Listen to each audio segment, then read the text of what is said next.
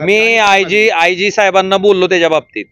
आयजीनी मला म्हणले की वरूनच सरकारनं त्यांना प्रमोशन दिले, मी काहीच करू शकत नाही.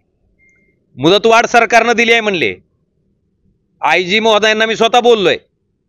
आता हा प्रश्न खरं तर सरकारच्या प्रमुखांना विचारणं गरजेचं आहे, ज्याच्याकडे जबाबदारी. बिलकुल गृहमंत्र्यांना विचार. सन्माननीय गृहमंत्री महोदयांना मला एवढंच सांगायचं आहे की ज्याच्या काळात ड्रग्स आलं, ज्याच्या काळात ड्रग्स वाढलं आणि ज्याच्या काळात ड्रग्सच्या सगळ्या आरोपीला अटक होत नाही, तो हा ग्रस्त आहे. दुसरं, ज्याच्या माध्यमातून 6,000पेक्षा जास्त बोगस नोंदी असलेली तक्रार निवडणूक आयोगाने दिल्याच्या नंतर त्याच्यात कारवाई होत नाही, त्याच्यात हा ग्रस्त आहे, त्याच्यात हा DYSP आहे. मग याला तुम्ही संरक्षण देणार आहेत का ह्याच्यावर काही कारवाई करून जनतेत संदेश देणार आहेत? मला वाटतं ह्याचीच प्रतीक्षा मी करतो.